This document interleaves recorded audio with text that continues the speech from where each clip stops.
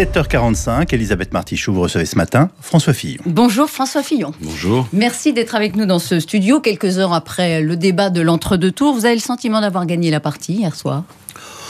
Comme je l'ai dit hier soir, c'est pas un combat, donc c'est pas une question de gagner ou de pas gagner.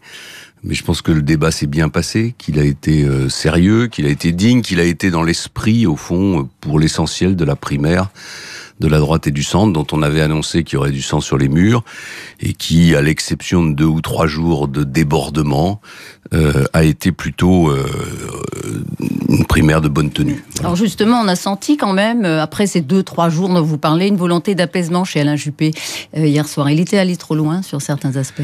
Oui, je pense que c'était à la fois contre-productif pour lui-même, c'était contre-productif pour la droite et le centre dans leur ensemble, et c'était surtout tellement caricatural que ça ne pouvait profiter à personne. Caricature, c'est un mot que vous avez prononcé en effet plusieurs fois. Qui est faible d'ailleurs parfois. Hier soir. Qui est faible, oui. C'est-à-dire Enfin, on a assisté à un déchaînement ridicule d'un petit microcosme qui prétend tout savoir et qui voudrait imposer sa vision. Enfin, j'ai quand même été traité de Tarek Ramadan de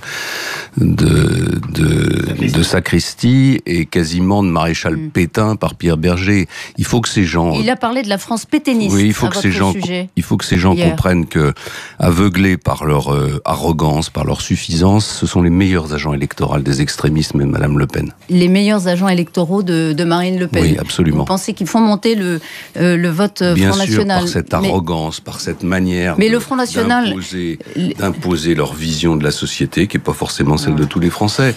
Un peu d'ouverture d'esprit, un peu d'écoute des autres, un peu d'écoute du peuple français, ça ne leur ferait pas de mal. Mais si un jour vous deviez vous retrouver face au Front National, vous seriez convaincant en expliquant que vous êtes anti-système et que le microcosme est contre vous? Vous êtes sûr? Mais la question n'est pas de savoir si je serai convaincant, la question est de savoir si ce microcosme dérape ou pas, s'il ne commet pas des fautes. Enfin, comparer le programme qui est le mien à Vichy, soit ça veut dire que M. Berger n'a aucune culture et aucune référence historique, soit ça veut dire qu'il est dans une espèce de provocation qui n'est pas digne de quelqu'un qui, par ailleurs, se pose en donneur de leçons. On va revenir, si vous le voulez bien, sur des éléments de votre programme. On a besoin de précision. Alors, vous insistez beaucoup sur l'efficacité présumée de ce programme. Vos réformes, vous l'avez dit, vous les faites passer par ordonnance entre le 1er juillet et le 30 septembre. Pour une part par ordonnance et pour d'autres par un débat législatif normal. Retraite, temps de travail, fiscalité, apprentissage. Une précision sur la réforme du Code du travail. Vous supprimez le monopole syndical au premier tour des élections. Autrement dit, tout le monde pourra se présenter, et pas seulement les adhérents syndicaux. Le but, c'est d'introduire le progressisme dans le syndicalisme? Oui, le but, c'est de déverrouiller un système qui est figé sur des bases qui sont des bases historiques et qui, compte tenu... et ça vaut d'ailleurs pas seulement pour les syndicats, je pense que ça vaut pour beaucoup de structures de la société française qui sont étriquées, enfermées sur elles-mêmes, qui ont besoin de s'ouvrir. Je pense qu'aujourd'hui, on ne peut plus accepter que ces organisations syndicales aient un monopole. Mais alors, vous permettrez aussi qu'un candidat proche du patron de l'entreprise se présente, ça ne vous gêne pas? Non, mais ça me fait rire. Oui, ça me fait rire. C'est encore une caricature. Non, c'est pas une caricature, mais c'est qu'on a l'impression qu'on vit dans les années 50 ou dans les années 30. On est dans les années 2016. Il y a aujourd'hui beaucoup de citoyens qui sont prêts à s'engager.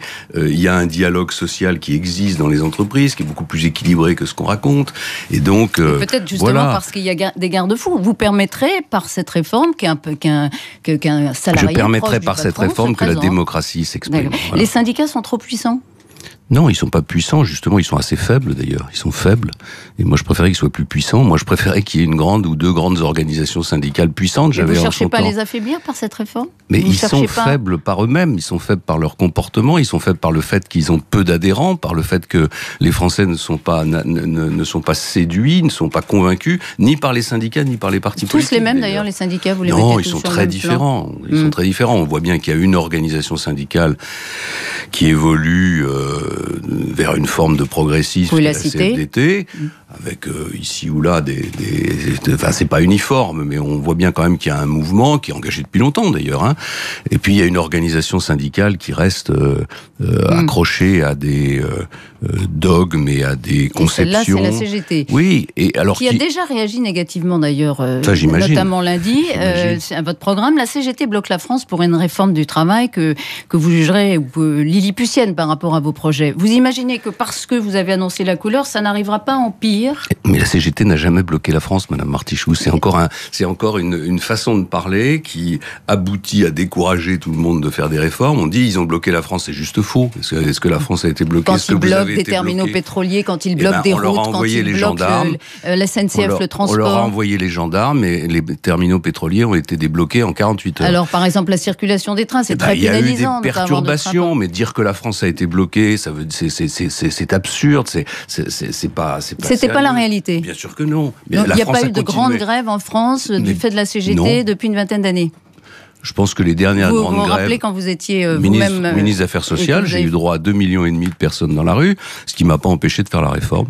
Voilà. Et un des sujets sensibles, si vous êtes élu aussi, c'est évidemment le passage, on en a parlé hier soir, de 35 à 39 heures dans la fonction publique. Ça demande aussi à être précisé.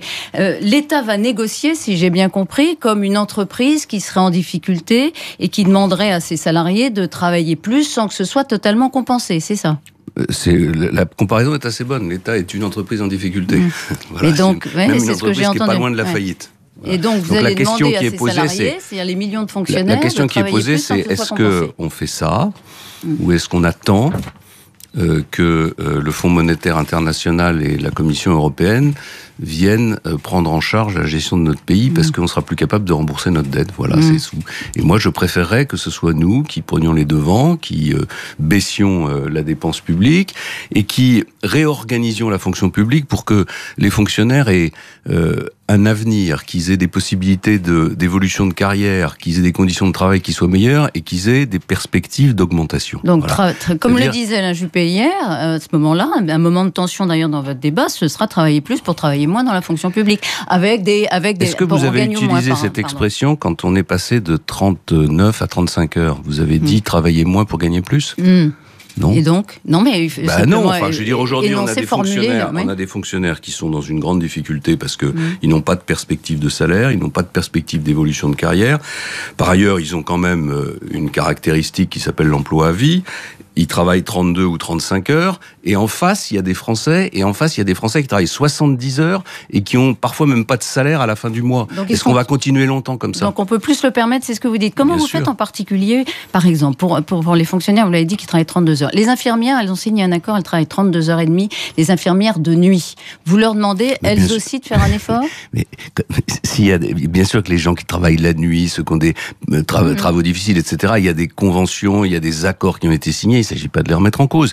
Il s'agit de passer d'une référence de 35 à une référence de 39. Voilà, aujourd'hui, vous avez des accords autour d'une référence de 35, mais on passera à 39. Alors, vous leur demandez quoi, elles, concrètement? Elles vous écoutent, on discutera avec elles. Vous leur demanderez de travailler davantage. Et d'être payé davantage.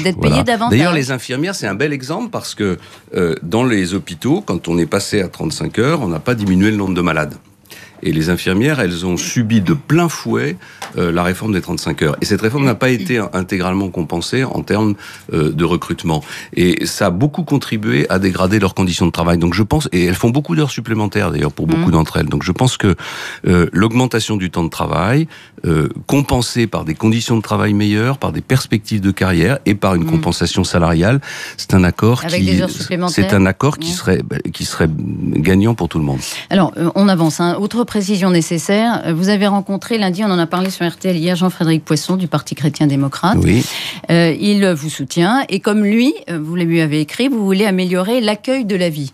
Lui, il demande à ce que l'avortement... Non, pas du tout. Je sais pas où vous avez dans vu sa ça. phrase, dans la lettre qu'il a publiée. Non, mais il a publié votre réponse. Oui, il n'y a pas dans ma réponse. Dans ma réponse, il n'y a rien sur ce sujet. Alors lui, il veut, en tout cas, il vous soutient, il veut limiter... Mais vous voyez comme il faut être précis. On est là pour ça. Il veut limiter l'avortement. Est-ce que vous vous engagez, non seulement, ça on a bien compris, à ne rien changer à la loi, on l'a compris, mais aussi à assurer aux femmes un accès sans entrave, sans limitation à l'IVG? Madame Martichoux, le tribunal de l'Inquisition, ça suffit. C'est moi? Voilà. c'est vous depuis des jours. C'est une précision que je vous demande, parce qu'on peut ne pas toucher à la loi. Non et seulement puis, je n'ai pas touché à la loi, j'ai été ministre des Affaires sociales. J'ai été Premier ministre pendant 5 ans. Est-ce qu'on n'a pas pris des mesures pour permettre aux femmes l'accès à ce droit qui est celui de l'IVG? Donc je ne vais pas tous les jours répondre à une question qui n'aurait jamais dû être posée. Par Alain Juppé, en l'occurrence. Exact. Qu'est-ce qui pourrait vous faire peindre d'ici à dimanche?